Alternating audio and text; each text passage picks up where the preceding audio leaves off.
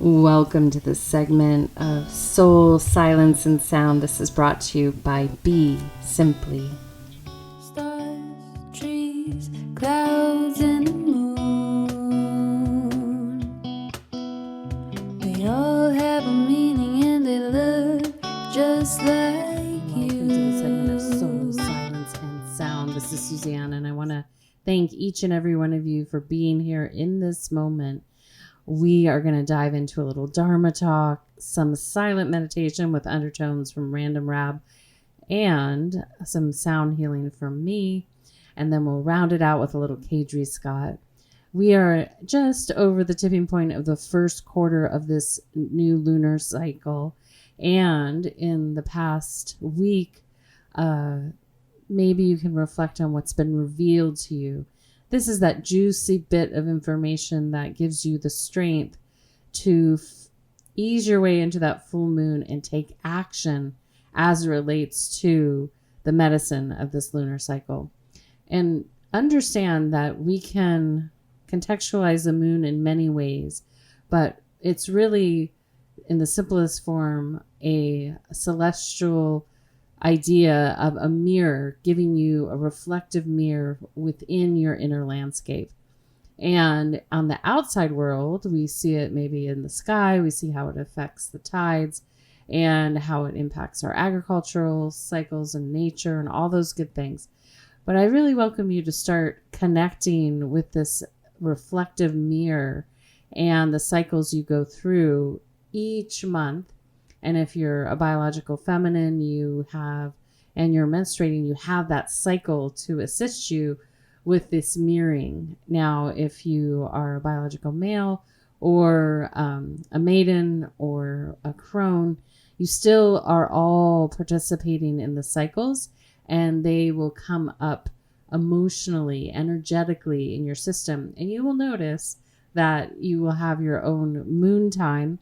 And it's good to honor that because that impacts how you flow through the cycle. And so for the essence of just saying we all just had our moon time with that new moon, then that was the time to let go and shed and really prepare yourself to own what you're ready to transform. And so that looks like metaphorically or quite literally, let's just use the analogy of, okay, you realize that it's time to get your health in order. So you literally make some shifts. That acceptance is the letting go. And then from there, you are able to adjust what needs to be adjusted in your life right now. And then that gives you the momentum as you come up to the full moon to move forward with that action with grace and be supported. Now, everything that was associated with maybe having your physical body out of balance is ripe for the picking and will be part of that rebalancing.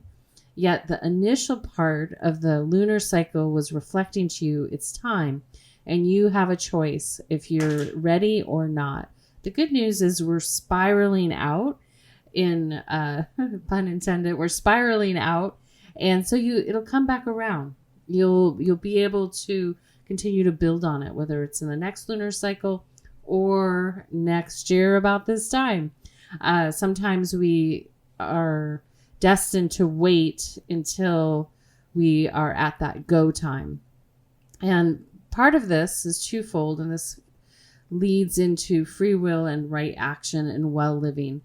When we apply our free will in every given moment, and we couple it with right action, meaning you're taking action that is in respect of yourself and others and having fun, that will keep you in harmony. Now, sometimes it might be that anyone's destined because of karma, cause and effect, to have certain imbalances in their life, and they might have a certain duration. Yet at any moment, you can apply your will and right action to the best of your ability to bring that into harmony. Sometimes it can be instantaneous. Sometimes it may take effort, meaning it could take a while. However, if you keep applying that will and your right action, you will see how beautiful it is to bring yourself into harmony. Now, on a day-to-day existence, this is very important because we have this choice. We live in a dualistic world, dimensional field together. And so we always have these choices of doing many things 360 degrees in the round. And that is your free will between your destined mile markers, I call them. And how you show up is part of you mastering aspects of self. Sometimes we're great. We do it with grace. We have an approach that's like an eagle's eye, and we're led to the right decisions for self and others. Other times we fumble, and that's okay. That's when our friend humility comes in and is by our side, helps us soften our gaze, let go, like we do at the new moon, of those things that we have been holding on to. And sometimes it's simply holding on to a suffering or a part of our ego that didn't want to really admit that something happened, or we participated in something, or that we didn't have the strength to do perceptually better. Whatever it might be, in those fumbling moments, we soften that gaze, and actually we get stronger, because the more that we can bow our head and listen and observe, we will have an easier time choosing right action. And so right action is sometimes, from an esoteric sense, a tricky one, because there's so many facets. Like, it's kind of like rooting for a basketball team. If you're on one side or the other, you want your team to win, right? So sometimes right action can be confusing because it's like, do I cheer for that team or that team? Why am I cheering for the team? There's all these simple things to consider. If you're absolutely playing on one team, you're going to cheer for your team, or your child's on that team, you're going to cheer for that team. And in the bigger context of everyday life, there are subtleties where we try to trick ourselves. So the last lunar cycle, when we were being shown that it's this beautiful moment to move beyond the trickster within ourselves, that's when we're kind of manipulating ourselves. We're teasing ourselves. Now, if we are self-aware and have this commitment to self that we want to live in the highest and best possible in each and every moment, with the awareness that and the capacity that we have, that is when we start to take right action. And sometimes that right action isn't exactly maybe what we want, because maybe we have a secret desire, we're grasping at something. And so we think, oh, it won't matter if I make a little manipulation here or manipulation there. But remember, kind of like the interest in a bank account that's compounding, each little micro action starts to build. And then sometimes when we are manipulating ourselves internally, we can keep making that manipulation until it becomes out of balance. And then there's a feedback loop. Sometimes it's immediate in the physical, mental, emotional, or spiritual body, or that gets so ingrained that it might have a carryover if you don't bring awareness to it into your next, no matter where you think you're going, into another lifetime, into your nirvana, your kingdom of heaven, wherever it may be.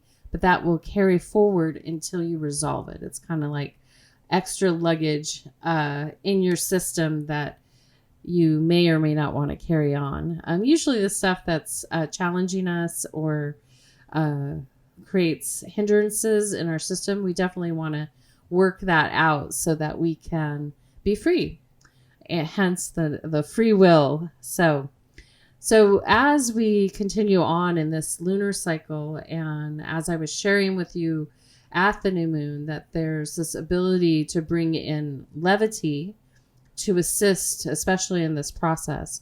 Now, some of you might not understand how that applies to dark situations that are collectively manifesting in and around in this field. However, when we can stay in a lighter place, levity helps. Seeing the absurdity, that's probably where a lot of dark comedies were written. is that it helps see objectively. When we constrict, when we're angry, it inhibits our ability to really see clearly. So how this helps and how this applies to right action and dualism is that if we can keep ourselves neutral or light, not hysterical where you can't, really have your faculties any different than anger, but just light, like, okay, I'm light. I'm not impassioned by this, that, or the other. You will be able to see and lead yourself and others to right action. And personally, I've led myself to safety by keeping my heart in levity and love in a situation, many situations that could have been, had huge consequences. And so it's hard when you're outside of that, if you're not in the instant moment where you can apply love or levity to help everyone take right action. And that's the ultimate truth here is in a dualistic society.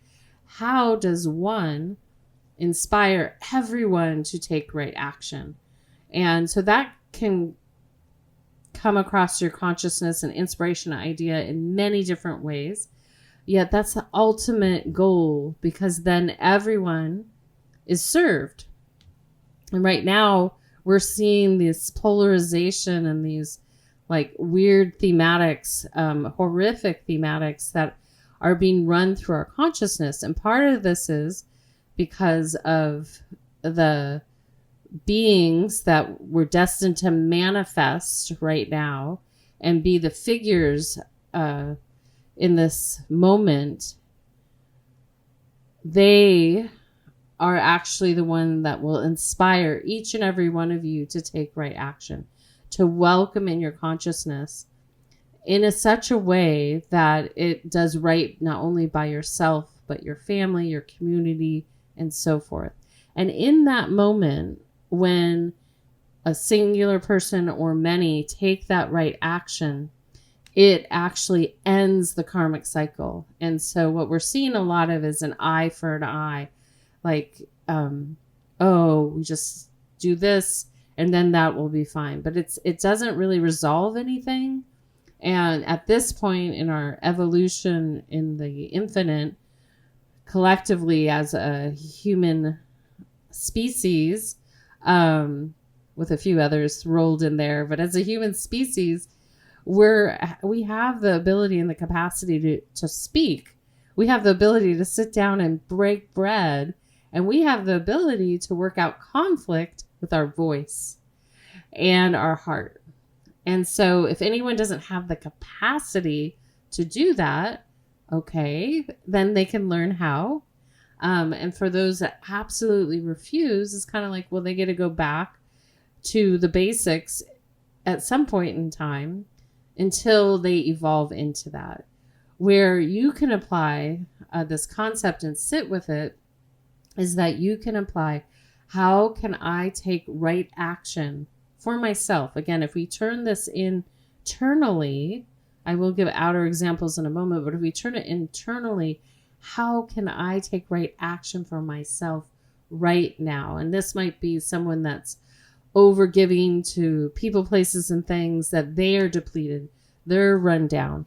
They haven't created the space so that they can sustain their life force, their energy, their vitality, so that they can be their highest and best in every given moment. So it would start there as like, oh, wow, I want to, be an activist. I want to take action. I want to do this, that, or the other, but I'm depleted. I'm emotionally drained. And so that's where we turn it in and say, take right action. Because really the manifestation of what we're seeing right now wants you depleted, wants you scared, wants you to be in doubt, and wants you to be in opposition of your fellow humanity. And so the way to bring everyone together in love and harmony is to really get yourself centered, calm, and in that heart space. And then know that can convert so many things in a given moment. And then that eye for an eye concept completely is eradicated because there's no need for it. It's like the most absurd thing anyone could ever say. And even when people are perpetrating others, I've seen it. You can neutralize the situation so it stops. So people are not harmed. Animals are not harmed. The earth plane is not harmed when one and or many step into right action. And that right action starts in the heart, in the mind, and then into physical action. And so how this might look and where the nuance comes in, even to know what right action is, because the anger typically comes up because the voice has been suppressed. And so anger comes up and it can cause a lot of chaos. It can cause manipulation. It can cause violence. All these things because someone has not had the chance to process what they actually need, what the resolution is, what the solution is. And this deep embedded ancestral control drama is imposed, and somehow, somewhere, someone decided destruction was a solution to mitigate future conflict, which in actuality, that is the most unintelligent way of thinking. That actually we are an ecosystem that's interdependent and a universe that's interdependent, that thrives and regenerates and is amazing with collaboration. And that collaboration happens effortlessly because we're all designed to flow in such a way that things sync up harmoniously, quite effortlessly, if we get out of the way of ourselves.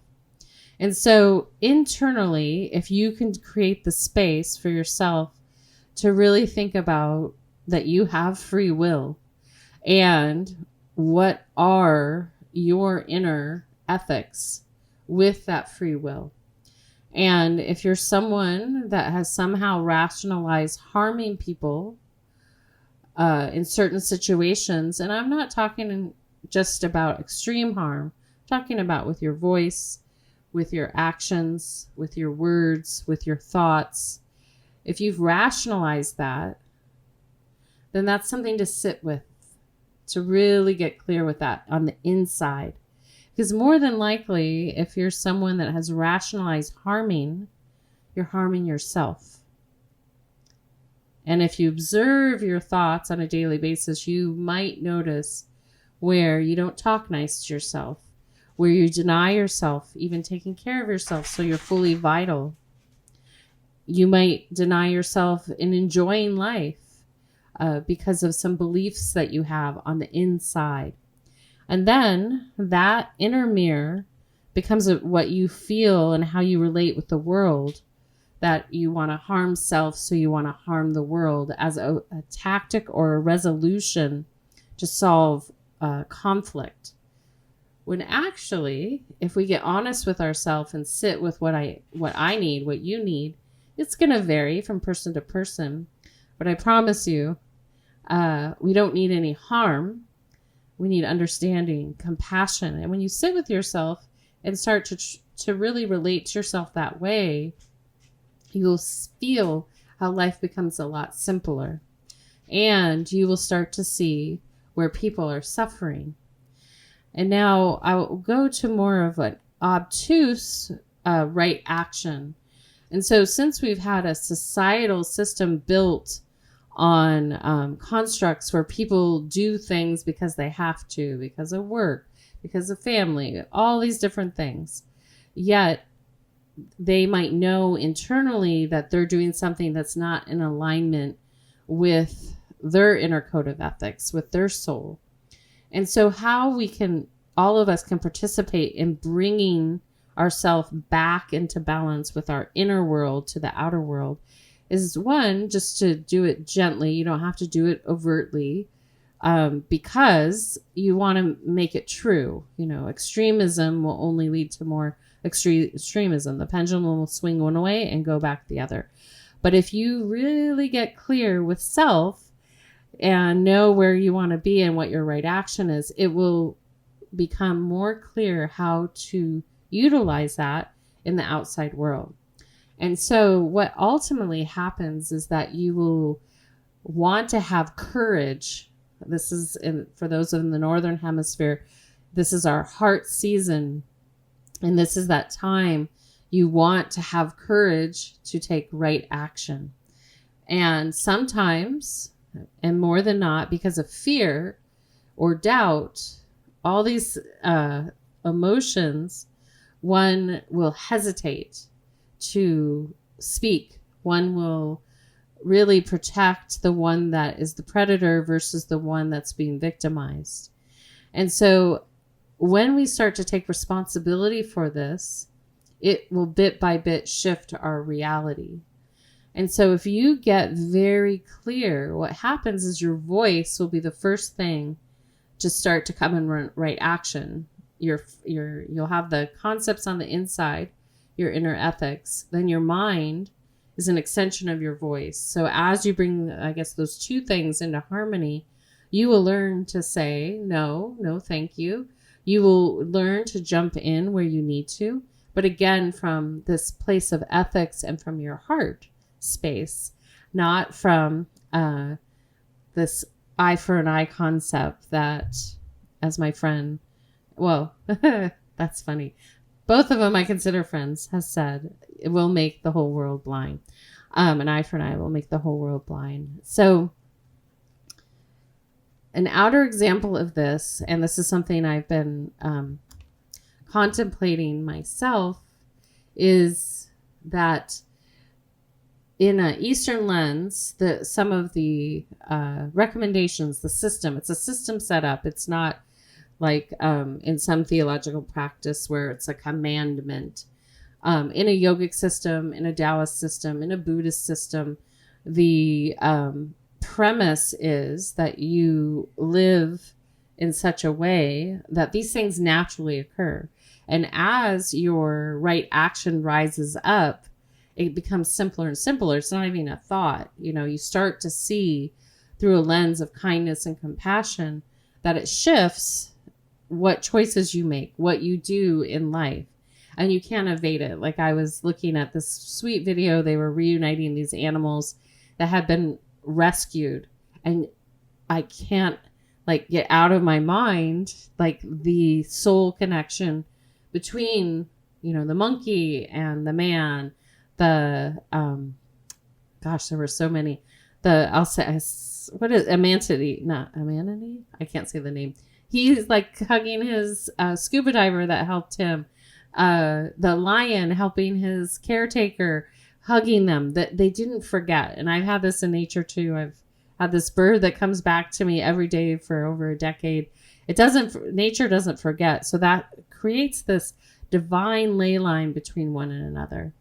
So if we understand that we're evolving into a place where A, humanity wins, B, harm has no place, fear has no place in this dimensional field, it's going to be leaving.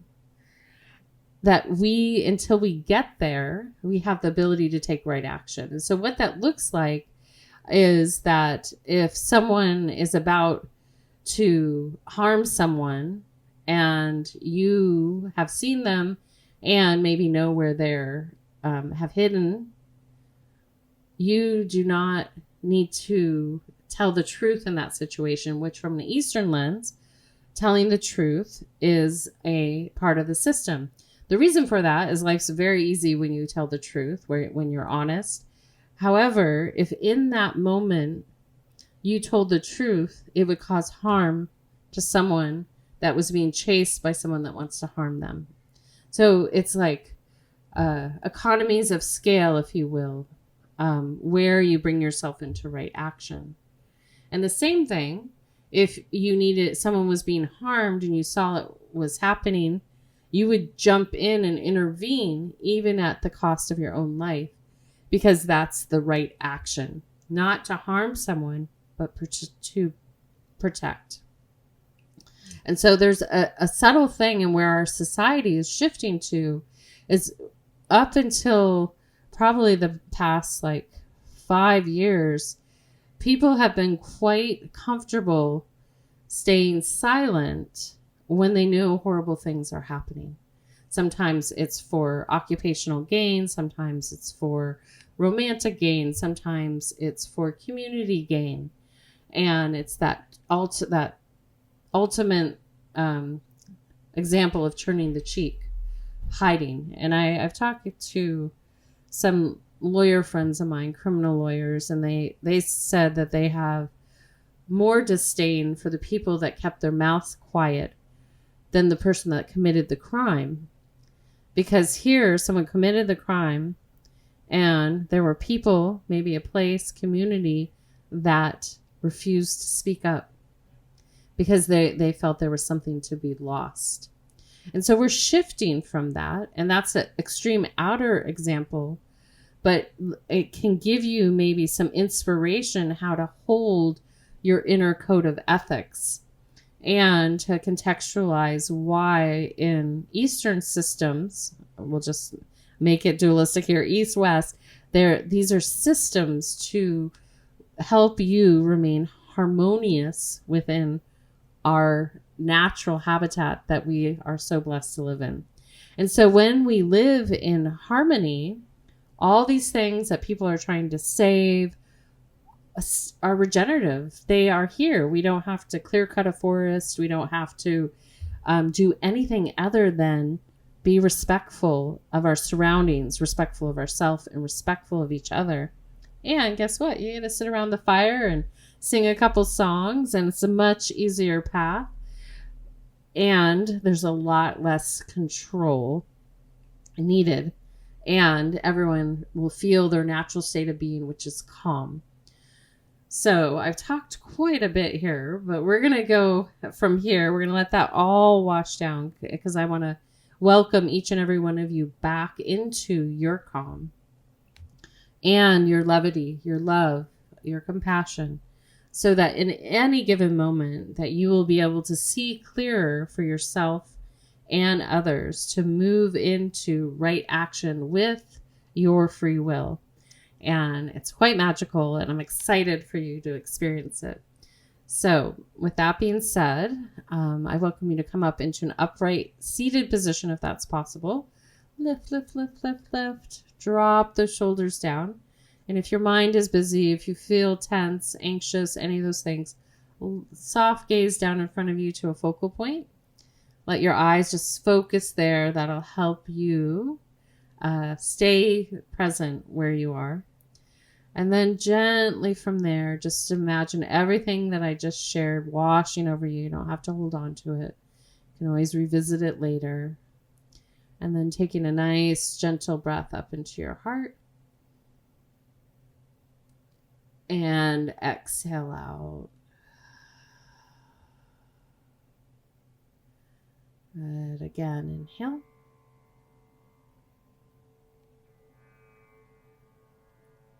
And exhale.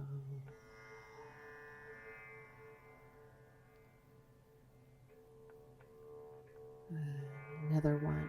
Inhale. And exhale.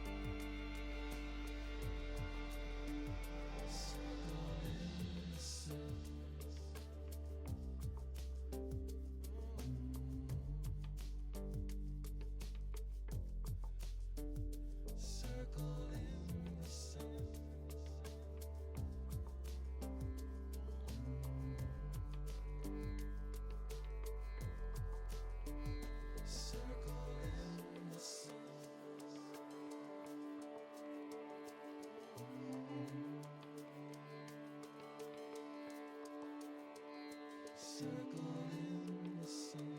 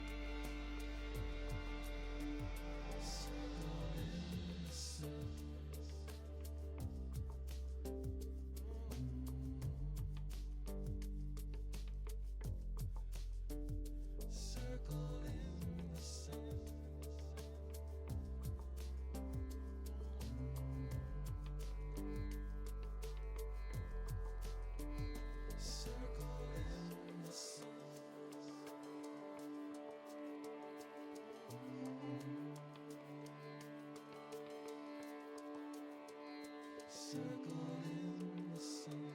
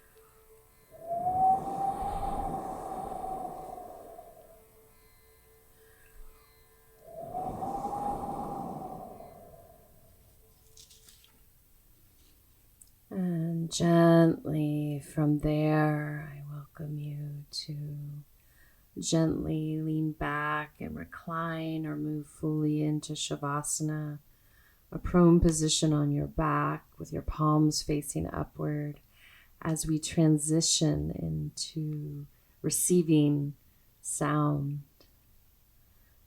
As you settle in, just take a nice gentle breath into the heart and out. Again, inhale.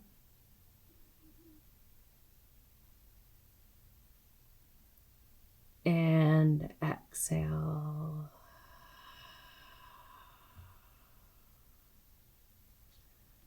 And one more inhale. And exhale. And then continue to follow your natural breathing pattern.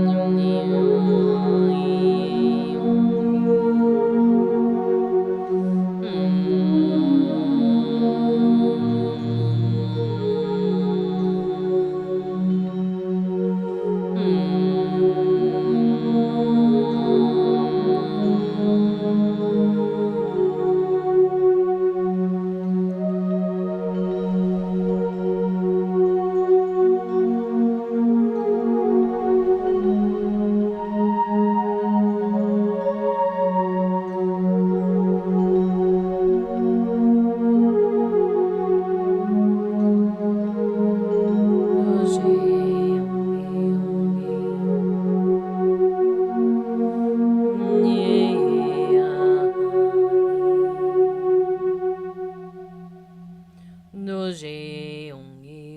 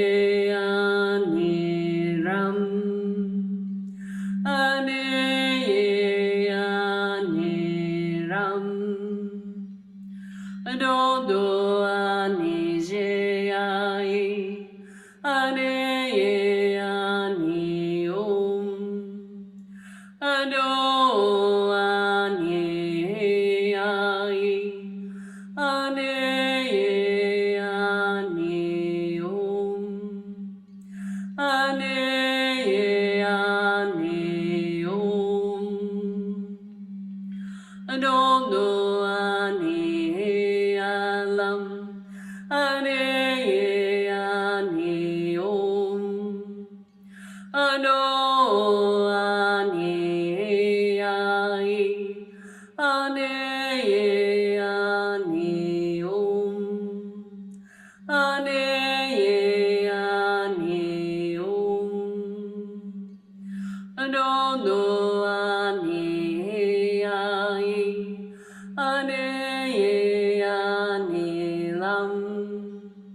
ano ane ai ane ane ram ane ane ram.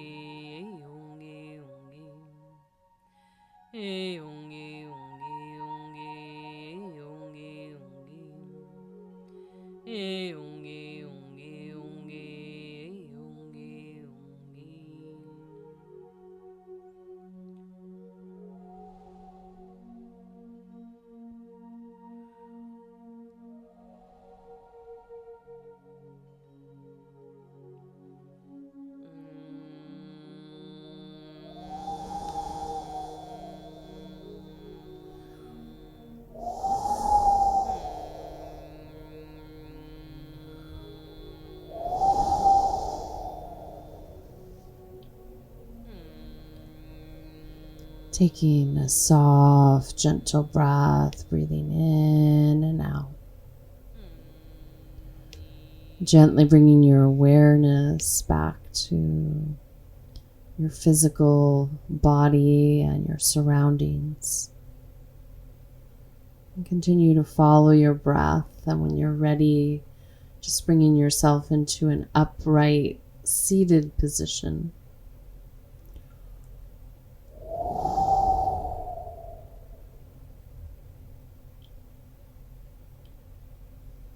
And as you continue to just find your bearings, and if you're not ready to come upright, that's okay.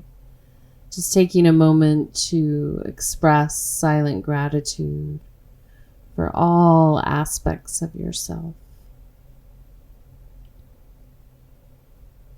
And gently breathing in and out. Again, inhale. And exhale.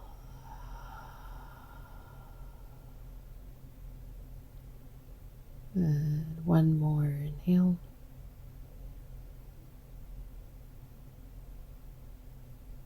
And exhale.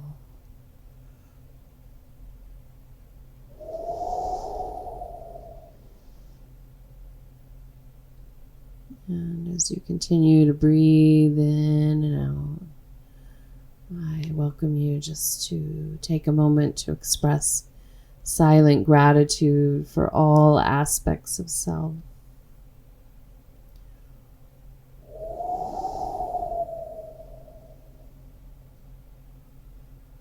And then gently from there,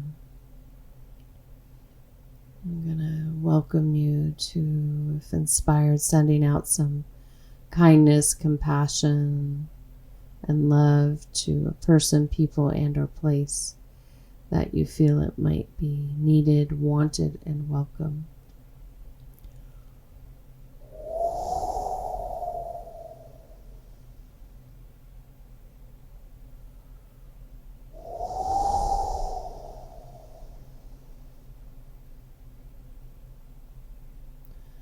And then taking another deep breath in. And out.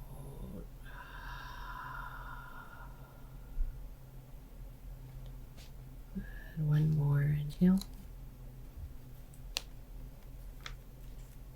And exhale.